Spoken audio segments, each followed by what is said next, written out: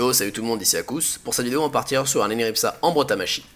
Donc son passif va être intéressant car il nous permet de stacker de la réserve lorsqu'un Nocturien est détruit. Donc lorsqu'il explose aussi. Et l'explosion nocturne va être intéressant pour toutes les options de déplacement qu'elle nous offre. Et en plus, c'est pour 2 PA. Et on va voir que le fait qu'elle coûte 2 PA, ça combote très bien avec mon deck. Donc voici le deck. Alors avant de parler des sorts, je vais juste parler d'un compagnon, c'est Amalia. Donc il faut savoir que mon deck est construit autour d'Amalia, donc Amalia qui permet de réduire de 1 point d'action le coût de mes sorts terre. Bon, c'est pour ça d'une part qu'il y en a autant dans mon deck, mais d'autre part, il faut avoir conscience de quelque chose, c'est que le passif d'Amalia est beaucoup plus value en termes de génération de jauge sur les petits sorts, donc je m'explique. Donc si je prends par exemple la main boueuse qui coûte 5, eh bien Amalia va faire en sorte qu'elle va coûter 4, donc finalement on va générer 2 de jauge pour 4 PA, donc ce qui est déjà très bien. Alors si on prend un petit sort, donc explosion nocturne, il va coûter que 1 PA, donc finalement on va générer 1 de jauge pour 1 PA. Donc intrinsèquement, le passif d'Amalia est plus value au niveau de la jauge sur les petits sorts. Voilà. Donc qu'est-ce que j'ai mis? Donc j'ai essayé de mettre beaucoup de petits sorts dans le deck. Bon, mais il faut pas oublier un truc, c'est que lorsqu'on joue terre, on va avoir un problème de pioche, parce que la voie terre en général n'a pas beaucoup de quoi piocher. Donc il faut à la fois, faut trouver une sorte d'équilibre entre jouer des petits sorts pour mettre de la value sur Amalia, mais en même temps pas trop en mettre pour pas trop vider sa main. Voilà, c'est l'idée. Donc qu'est-ce que j'ai mis? J'ai mis le doigt boueux, donc déjà parce qu'il coûte 3, mais en plus il me permet d'appliquer l'état boueux. Ensuite la main boueuse, donc là par contre c'est un gros sort, mais il faut quand même en mettre, donc il permet aussi d'appliquer l'état boueux. Donc l'état boueux que je vais consommer avec le à l'écoute des âmes, donc à l'écoute des âmes qui déjà fait 30 dégâts, ce qui est très bien, mais qui en plus va me permettre de piocher un Nocturien, donc on se remplit la main pour contrebalancer le fait qu'on se la vide trop. Bon, ça fait déjà un moteur de pioche. Ensuite j'ai mis l'équilibre, donc il coûte 4 ou 3 selon le point de vue, si on crabe le PA directement. Le doigté qui coûte que 2, donc ça rentre très bien dans l'explication que je vous ai dit tout à l'heure. Ensuite, le laboratoire de Nocturancy, donc si l'adversaire ne le focus pas, ça nous permet d'avoir 4 de pioche. Et si jamais l'adversaire veut le focus, ce qui est je pense une bonne idée, ça nous permet de forcer les déplacements de l'adversaire finalement. Ensuite j'ai mis le dopé, donc ça c'est pour juste un poil de stabilité. Si jamais j'ai une sortie avec la laboratoire de Nocturancy, j'aime bien faire un tour plein. Bon, si jamais j'ai que ça en main, je jouerai à 4, tant pis. Mais sinon j'aime bien, j'ai déjà mis le doigté, mais voilà, j'ai mis le dopé pour en plus avoir une option supplémentaire si jamais. Et enfin j'ai mis la main pétrifiante, donc là c'est juste pour une histoire de stabilité, pour essayer d'avoir Amalia toujours T3. Et le fait qu'elle applique pétrifié, c'est pas un truc qu'on va beaucoup utiliser, mais je vais y revenir dans la phase de gameplay. Au niveau des compagnons, j'en ai sélectionné 3 qui m'ont donné un sort dans la main, donc c'est pour compenser le fait qu'on va se vider la main trop rapidement. Donc Amalia, j'en ai déjà parlé. Ensuite le Triste Pain qui va être ramené assez rapidement et qui dispose donc de 40 points de dégâts, donc ça met beaucoup de pression à l'adversaire. La Toxine qui d'une part donc a un sort, mais en plus elle a 4 points de mouvement. Et puis l'état au sommet qu'elle apporte, c'est assez intéressant pour limiter les déplacements adversaires. Et en dernier compagnon, je voulais en mettre un pas trop cher, au cas où je devrais partir dans une optique plus agressive. Donc j'ai mis le héros endurci pour remplir ce rôle. Je pense à fait le tour du deck, on va passer au gameplay. Pour ce premier match, nous sommes contre un Yop Stalactos joué par Maxi Poker. Donc c'est moi qui vais commencer ici. Alors on voit que je n'ai pas le laboratoire de Nocturancy, donc c'est déjà une mauvaise nouvelle quand je joue ce deck là. Donc là, la main pétrifiante, c'est pas grave si je n'applique pas le pétrifié, mais c'était juste pour la stabilité qu'elle a été mise. Donc je vais juste faire ça de mon tour. Donc là ça va être autour de mon adversaire ici. Il va commencer à s'approcher. Très bien, donc il joue feu. Donc ça c'est l'inspiration qui fait pas mal de dégâts. Donc 38 dégâts pour un Soriop, c'est très bien. Donc là j'ai top deck le laboratoire de Nocturancy. Là j'hésite entre le dopé et le doigté. Donc la question se pose évidemment parce qu'il coûte tous les deux, mais évidemment je vais jouer plutôt le dopé parce que le dopé, contrairement au doigté, ne profite pas du passif d'Amalia. Donc là il joue le Bellatorus, donc j'ai pas du tout joué au tour, et il va commencer à m'attaquer au corps à corps tout simplement. Donc là il est à portée de mon laboratoire de Nocturancy, mais j'ai pas envie qu'il puisse le taper. Donc ici je vais commencer déjà par invoquer un Nocturien pour bloquer son passage, comme ça il ne pourra pas taper prochain tour mon laboratoire de Nocturancy. Ensuite je mets juste le doigt boueux, j'invoque Amalia qui va réduire de 1 le coût en PA du doigté, et ça permet de faire donc ainsi un tour à 4 générations de jauge. Voilà. Donc c'est au tour de mon adversaire ici. Donc il joue un Fulgure sur le Nocturien, puis il va le terminer avec un pic glacial, donc il va pouvoir accéder à mon laboratoire de Nocturancy. Donc maintenant avec le recul, on aurait dû mettre Amalia à la place du Nocturien. Du coup il va court-circuiter notre pioche, donc c'est très bien joué de sa part. Ici le seul sort que je peux jouer sous l'inciblable, c'est les ronces d'Amalia. Donc ça va être au tour de notre adversaire. Donc il va se mettre les épées de riposte, donc c'est sûrement pour la jauge. Je crois que ça fait 16 dégâts. Très bien, alors ici je vais taper avec Amalia. Donc on voit qu'il va focus Amalia, c'est pas grave, de toute façon j'ai utilisé son sort, le passif, je l'ai déjà bien utilisé. Donc là c'est parti pour un Nocturien. Et là une interaction qui va être très intéressante, c'est que... même pas en fait, juste à jouer équilibre. Et avec le 1 point d'action qui me restera, j'aurai juste à utiliser mon explosion nocturne. Donc là je profite pas du déplacement, parce qu'il me sert pas à grand chose ici. Mais au moins je peux invoquer le Triste Pain. Donc oui, ce qui est intéressant, c'est que grâce au déplacement nocturne, je regagne un point d'action supplémentaire directement après. Donc finalement c'est un sort qui coûte 0. Alors, donc mon adversaire qui passe en inciblable jusqu'à la fin du combat. Donc on voit qu'au niveau des compagnons, il n'a encore rien invoqué. Très bien, donc peut-être qu'il y a des gros compagnons qui se cachent là-dessous. Et il part du principe qu'il va jouer plutôt en late game. Donc une sorte de deck contrôle quoi. Là il se met le bouclier. Et il va jouer le rayonnement sur lui-même. Donc c'est un misplay malheureusement. Parce qu'il s'enlève le bouclier. Et il perd des dégâts. Donc voilà, héros martyr. Donc là on commence à voir sortir les gros compagnons. Avec ce qui lui reste de jauge, on sent une Chuchir aussi peut-être. Donc là je vais continuer à le tabasser. Donc juste Triste Pain, mon héros, puis Amalia. Et là je vais viser le héros martyr avec ce que j'ai. De toute façon il faut... maintenant je pourrais plus le cibler, donc la seule valeur que ça va m'apporter, ça va être de la jauge. Donc prochain tour je pourrais invoquer le héros endurci. Donc que va faire mon adversaire ici? Il est encerclé. Donc malheureusement il a perdu son bouclier pour rien, il aurait été à plus de vie. Là il fait le bon, il défonce la Amalia, il commence à s'en aller. Donc là le bon Triste Pain ne suffit pas parce que ça fait que 2. Mais c'est pas grave, hein, je peux invoquer le héros endurci, qui a en plus une très bonne value contre l'inciblable, car il applique des dégâts à l'apparition, et ça me permet de terminer mon adversaire. Pour ce deuxième match, nous sommes contre un Xelor Sabliaton joué par Naruzamaz. Donc c'est moi qui vais commencer. Alors ici j'ai le laboratoire de Nocturancy, donc c'est le T1 tout indiqué. Laboratoire de Nocturancy que je vais donc pouvoir comboter, hein, il a été ajouté dans le deck pour ça, avec un dopé. D'ailleurs la jauge qui va à la poubelle, hein, malheureusement, mais bon, c'est comme ça. Donc ça va être autour de mon adversaire. Il nous joue une accumulation, qui va nous appliquer donc l'état mouillé, et qui va proc son passif. Donc il lui reste encore 2 points d'action, plus 2 points d'action dans la réserve. Donc maintenant on va se demander s'il va la cramer, donc c'est ce qu'il vient de faire, il a cramé la réserve, donc 4 points d'action. Qu'est-ce qu'il va nous faire? Il nous fait un Sablier du Xelor, donc malheureusement pour lui, il nous a pas volé de paire. Donc un peu de la value du sort, c'est poubelle. Donc ici je vais avancer. Je vais mettre la main pétrifiante, donc j'ai pas envie d'utiliser mes petits sorts maintenant, je préfère quand Amalia sera là pour vraiment lui donner un maximum de value. Donc juste la main pétrifiante ici. Donc ensuite, qu'est-ce qu'il va nous faire ici? Il va s'avancer d'une case et mettre un Sinistro Air dans le coin. Donc il a peut-être envie de le protéger. Donc ça doit être une sorte de Xelor OR. Et ensuite nous mettre la Chronophagie, très bien. Donc Sinistro Air et Chronophagie, donc 2 bons outils pour bien cycler quand je joue Xelor.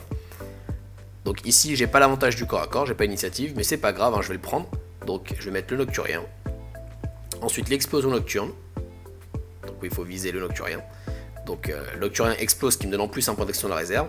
Là je vais pouvoir balancer la Amalia. Et là mes sorts vont être beaucoup moins chers ici. Donc je vais commencer par un doigté et un Nocturien. Très bien. Donc j'ai pas eu besoin de cramer la réserve ici. Donc j'ai fait un tour ici avec 4 de génération de jauge terre. Donc c'est au tour de mon adversaire. Pour l'instant il est bien encerclé. Très bien, donc il va commencer à focus la main, donc c'est une très bonne idée. Avec la permutation, donc qui lui permet de générer 4 de jauge terre, donc ce combo de sorts, voilà. Donc il a 7 jauges eau. Donc il va commencer par une... je sais plus comment elle s'appelle, la Gardienne inflexible. Il va me taper au corps à corps, donc la Amalia. Donc la Amalia qui est bientôt morte, donc il faut profiter un maximum d'elle avant qu'elle meure. Donc d'une part on va jouer son sort avant qu'elle crève, parce qu'on a besoin de cette pioche là. Et ensuite on va jouer un maximum de petits sorts ici. Donc je vais taper mon adversaire. Ici, donc l'équilibre qui va me coûter donc 2. Et le doigt boueux. Donc pour prochain tour pouvoir balancer le sort qui va me donner un Nocturien en plus. Donc le Triste Pain qui va arriver prochain tour. Alors qu'est-ce que va nous faire notre adversaire ici? Il va jouer un Sablier du Xelor, donc il nous a toujours pas volé de point d'action. Et il va tuer notre Amalia avec ses Gardiens inflexibles. Donc là, c'est pas grave, Amalia a fait son taf, elle nous a permis d'avancer très rapidement sur la jauge terre, elle nous a donné un sort, donc son taf a été rempli, il n'y a pas de souci. Donc ici, je vais juste jouer un Nocturien, voilà, pour pouvoir ramener mon Triste Pain. Donc voilà, Nocturien, je vais taper avec le corps à corps, je mets le triste pain. Voilà, que je mets ici pour empêcher l'adversaire de fuir. Et ensuite, je vais mettre le petit sort qui me permet, maître et nocturien, je crois, qui permet en plus de piocher un nocturien. Donc au niveau de la main, on voit que je suis pas trop mal, hein. Je joue énormément de sorts, mais j'ai aucun problème de pioche. Donc c'est au tour de mon adversaire. Il tape avec sa gagne inflexible. Il va me taper donc avec son propre corps à corps. Donc là, il va essayer de commencer à m'agresser. Donc peut-être que, et je pense que c'est une bonne idée, ne pas focus le triste pain. Parce qu'il a beaucoup de points de vie. Et en plus, il a un effet de mort. Qui est très peu souvent pris en compte. Mais il a un effet de mort. Qui assomme tout le monde. Alors là, il met la frappe temporelle. Très bien. Il crame la réserve. Donc 4 points d'action. Il met la chronophagie. Donc au niveau de ses jauges, il y a de quoi faire. Donc là, très bien. Il part sur un hush. Donc très bien. Alors ici, bah, moi je vais attaquer avec mon corps à corps. Je vais ramener mon triste pain. Je vais taper avec. Ensuite, je vais chercher à ramener mon héros endurci directement. Donc la main boueuse plus un nocturien. Suffit à le ramener. Et là, je vais pouvoir le terminer avec son effet d'apparition plus son corps à corps. Pour ce dernier match, nous sommes contre un SRAM Ken Kartana joué par Vzezef. Alors au niveau de la main de départ, on n'est pas trop mal. Hein. J'ai le laboratoire de nocturancy. Si je pouvais avoir dopé ou doigté, bah voilà. J'ai dopé qui arrive dans la main. Ce serait parfait. Donc ici, je vais pouvoir faire mon terrain classique. Donc mettre le laboratoire dans le fond du terrain pour assurer la main. Tout en me permettant d'avoir 2 générations de jauge TR. Donc mon adversaire fait peau d'ombre. Hein. Alors je vous spoil. En face, c'est mon deck. Voilà. Ça c'est dit. Alors là, il m'invoque le premier piège. Donc le piège O. Puis le piège R. Donc là, c'est un peu dangereux parce que moi j'ai des nocturiens. Donc là, je l'ai. Donc je peux très bien envoyer le nocturien à la poubelle. Hein. Et bah, c'est ce que je vais faire ici. Surtout qu'il a l'inciblable. Donc nocturien que je vais mettre à la poubelle. Et ensuite je vais me faire un doigté sur moi sans doute pour avancer sur mes jauges. Donc maintenant avec le recul, hein, ce qu'il aurait fallu faire, c'est invoquer le nocturien, mettre le doigté et ensuite le mettre à la poubelle. Bon, c'est pas trop grave. Donc j'ai perdu quelques dégâts ici. Donc que va faire mon adversaire? Il se joue les dagues punitives. Et là si on regarde les jauges de mon adversaire, il va réussir en 2 tours à m'invoquer la Shushir. Bon. Donc l'avantage dans ce play qu'il vient de faire, il a la Shushir très tôt, mais aussi il peut pas me mettre dans les pièges à ce tour-là. Donc bon. Alors ici, bon moi je vais focus directement la Shushir, hein. Ça c'est sûr. Parce qu'une fois que j'aurai défaussé la Shushir, il y aura beaucoup moins d'agression possible de la part de mon adversaire. Donc comment je vais faire? Donc je vais mettre le doigt boueux, suivi donc de ce sort dont j'ai encore oublié le nom, qui permet donc de gagner un nocturien, donc d'avancer sur notre main.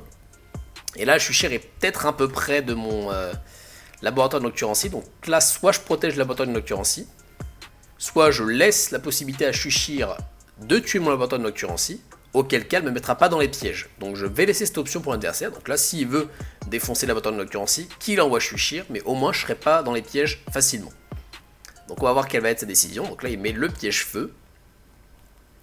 Il me tape avec son corps à corps. Donc là, il va sûrement mettre le piège eau pour compléter le tour, s'il est dans la main. Malheureusement, apparemment, il l'a pas. Donc il va mettre une pulsion sur ma Amalia.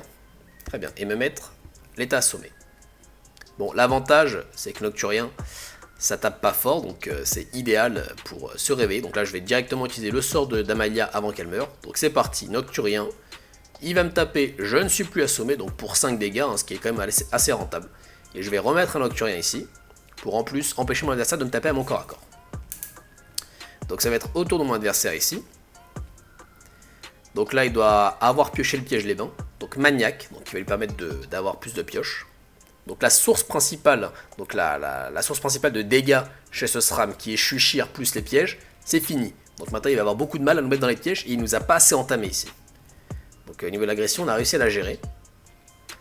Alors ici, j'ai beaucoup de possibilités, hein, liées au fait que j'ai beaucoup de cartes dans la main. Je vais juste mettre le pétrifié, puis le boueux. Donc ça peut paraître étrange. Et d'ailleurs, je crois que dans la phase deck building, j'ai dit que j'en reparlerai. Donc voilà, j'invoque Triste Pain. Donc j'en reparlerai, donc je vais en parler maintenant. Donc pourquoi j'ai fait ça dans ce tour-là?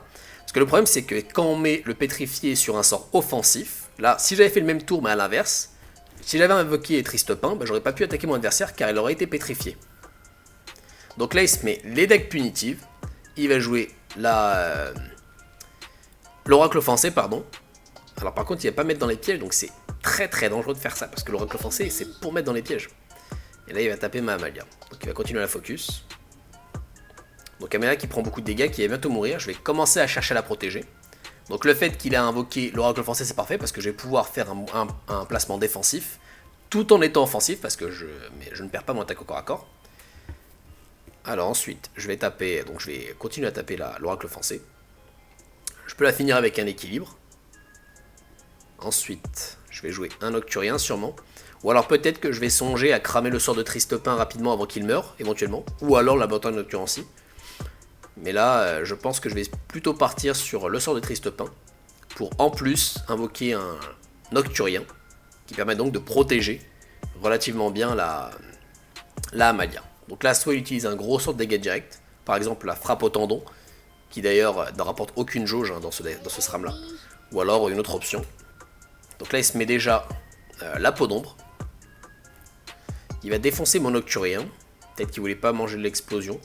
Je pense. Très bien, c'était pour placer un piège dans la case. Alors il faut savoir que maintenant, l'effet assommé proc après les dégâts. D'ailleurs c'est pour ça que Shushir est très intéressant en SRAM. Donc je peux aller sur la case tout en profitant du corps à corps. Donc là très bien, il m'invoque l'alchimiste armuré pour défoncer ma Amalia. Donc maintenant je peux plus en profiter. Mais bon, je pense que j'en ai déjà profité assez longtemps. Alors là il y a cette case avec le piège. Bon c'est pas grave, j'ai envoyé directement mon Tristepin. De toute façon mon Tristepin a encore énormément de points de vie. Donc voilà, j'ai pu infliger mes 40 points de dégâts. Et ensuite l'assommer s'est appliqué. Contrairement à avant, avant c'était l'inverse. Donc ici, j'ai tapé avec mon corps à corps, c'est très bien. Je vais sûrement réinvoquer un laboratoire de Nocturancy, parce qu'on voit que je commence à manquer de mains. Donc je vais faire ce move là. Je vais ensuite cramer la réserve, faire l'explosion nocturne, pour mettre assez loin. Ensuite, vu que le Nocturien meurt, je gagne un point de réserve pour me permettre de mettre un laboratoire donc plutôt bien protégé. Et ici, je vais invoquer Toxine. Très bien.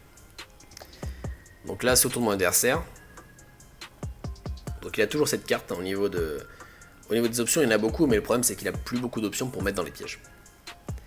Alors là, il met le piège feu. Il va me mettre dedans, pour me mettre l'état assommé, très bien. Il va commencer à défoncer mon Tristepin. Donc peut-être que l'effet de mort va s'appliquer, hein, ce serait intéressant. Donc là, je vais commencer à taper, donc pas avec mon Tristepin, je vais commencer avec ma toxine, à la 4 PM, autant en profiter. Puis après, je vais juste me réveiller avec un petit Nocturien et finir avec les 27 dégâts qu'il manque pile poil. On va s'arrêter là, si ça vous a plu, n'hésitez pas à liker, à vous abonner. Bonne journée, bonne soirée, c'était Akous. Ciao.